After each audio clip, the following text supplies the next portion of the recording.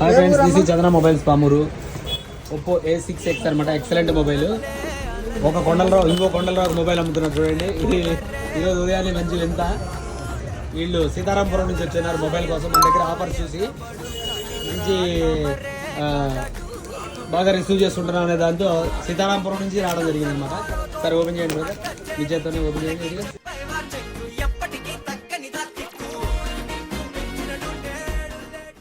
అంటే మా వైపు మిమ్మల్ని ఇన్స్టాలో ఫాలో అవుతారు. ఓకే, మీ షాప్ కి వెళ్ళమంటేనే వచ్చాము ఈ రోజు.